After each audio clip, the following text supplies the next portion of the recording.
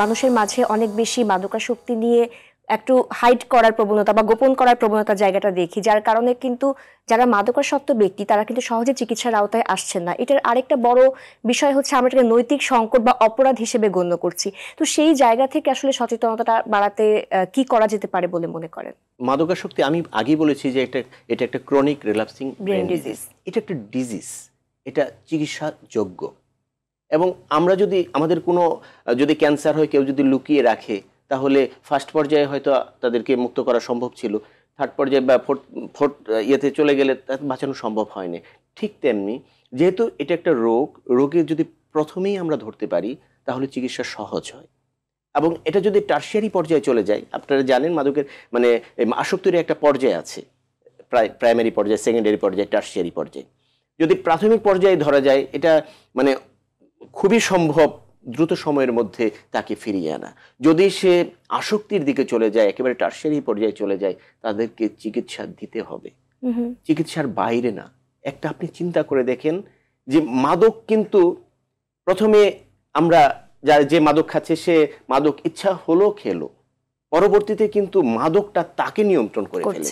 অর্থাৎ সে আর মানে তার এই জন্য যে জাতিসংঘের একটি প্রতিবাদ্য একটি বিষয় ছিল, do drugs control your life your community, no place for drugs. অর্থাৎ মাদক কি আপনাকে নিয়ন্ত্রণ করছে? ঠিক মাদকটা মানুষকে নিয়ন্ত্রণ করে ফেলে। সে কিন্তু ওই জালে আটকা পড়ে যায়, সে ওখান থেকে নিজে বের হওয়া তার জন্য অনেক কঠিন হয়ে যায়।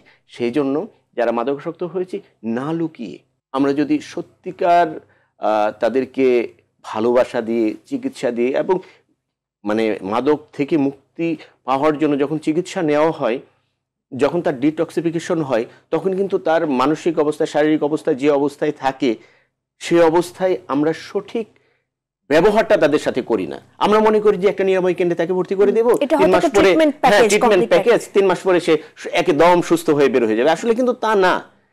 একবার যে মাদকাসক্ত হয়ে যায় তাকে সারা জীবন চিকিৎসার মধ্যে রাখতে হয়। অর্থাৎ এই চিকিৎসা যে নিরাময় কেন্দ্রে সারা জীবন রাখতে হবে দ্যাটস নট।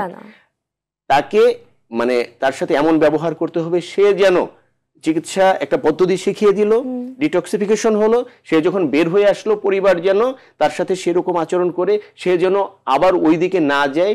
একেবারে পুরোপুরি একটা ডায়াবেটিসের রোগী যেমন সারা জীবন ওষুধ সেবন করে মেনটেন করতে হয়, একটা উচ্চ রক্তচাপের রোগী যেমন সারা জীবন মেনটেন করতে হয়, তাকে একটা সুনির্দিষ্ট জীবন মানে একটা পদ্ধতিতে একদিকে যেমন পরিবারকে সাপোর্ট করতে হবে, অন্যদিকে সমাজ, সবকিছু মিলে যদি আমরা না লুকিয়ে, আমরা কেন লুকাই যে আমার এখন ইদানিং মেয়েরা মাদকাসক্ত হয়ে যাচ্ছে এবং আমরা শুনেছি যে প্রায় 8 লক্ষ মাদকাসক্ত নারী রয়েছে এবং মানে ইউনিভার্সিটি পর্যায়ে, হ্যাঁ এটা ইউনিভার্সিটি পর্যায়ে আমরা অনেক খবর শুনছি, আমরা কলেজ পর্যায়ে বা স্কুল পর্যায়ে শুনছি যে মেয়েরাও মাদকাসক্ত হয়ে যাচ্ছে।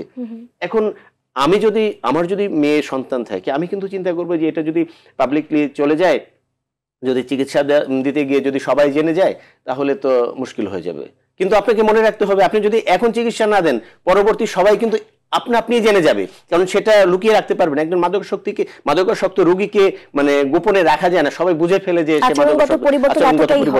এই ক্ষেত্রে একটা ছোট বিষয় জানতে চাই যে আসলে আমরা বলছি ক্রনিক রিল্যাপসিং ব্রেন ডিজিজ এবং পুনঃ আসক্তির কিন্তু অনেক বেশি সম্ভাবনা থেকে যায়। সুতরাং একজন ব্যক্তি চিকিৎসা একবার নিল, কিন্তু যখন সে সমাজে পুনর্স্থাপিত হতে চায় বা রিহ্যাবিলিটেশন প্রক্রিয়া যখন থাকে, আমরা বেশিরভাগ সময় দেখি সামাজিক দৃষ্টিভঙ্গির জায়গাটা এতটাই নেতিবাচক যে সে আবার একটা জবে জয়েন করছে বা সে বিয়ে করছে বা তার পরিবারের জায়গা থেকে তার অবস্থানটুকু অনেকটুকু নিচে দেখা হয়, হয়তোবা তাকে মেইন ডিসিশন মেকিং এর জায়গা থেকে সেভাবে করে কাজ করতে দেওয়া হয় না বা তার চাকরিচ্যুত হয়ে যায়। তো এই বিষয়গুলোও কিন্তু তাকে আবার পুনঃ আসক্তির ক্ষেত্রে অনেকটুকু প্রভোক করে। তো এই বিষয়টা আসলে কিভাবে দেখছেন? যখন সে রিহ্যাবিলিটেশনের পর্যায়ে থাকবে পরিবারকে ওইভাবে দিতে হবে। আপনি চাকরি থেকে চলে যাচ্ছে মানে চাকরি থেকে বরখাস্ত হয়ে যাচ্ছে বা চাকরি চলে যাচ্ছে, এটা মানে আগে মাদক সেবন করতো সেই কারণে না। রিল্যাপস হয়ে গেলে যখন কর্তৃপক্ষ বুঝে যে সে আবার মাদকাসক্তের দিকে ঢুকে যাচ্ছে তখন এমন হয়ে যায়। কিন্তু আমি এমনও দেখেছি যে আগে যার মানে একটা কি বলবো, সন্তানের দুধ কেনার টাকাও তার কাছে দেওয়া হতো না। এরপরে যখন সে সুস্থ হয়ে গেছে, আমি অনেক মাদকাসক্ত মানে রিকভারি মাদকাসক্তের কাছে শুনেছি যে আগে আমাদের এরকম অবস্থা হয়েছিল যে সন্তানের জন্য দুধ কেনার টাকা দিয়েছে, ওই টাকা দিয়ে আমি খেয়ে ফেলেছি, এই জন্য আমাদের বিশ্বাস করতো না। পরবর্তীতে যখন সুস্থ হয়েছে তখন কিন্তু অনেক মানে আপনি যেটা বলেন ডিসিশন মেকিং, অনেক কিছুতে তাদের গুরুত্ব দেওয়া হচ্ছে। এবং যখন গুরুত্ব দেওয়া হবে এবং তাকে যখন সুনজর রাখা হবে তার প্রতি, সে মাদকাসক্তির দিকে যাবে না।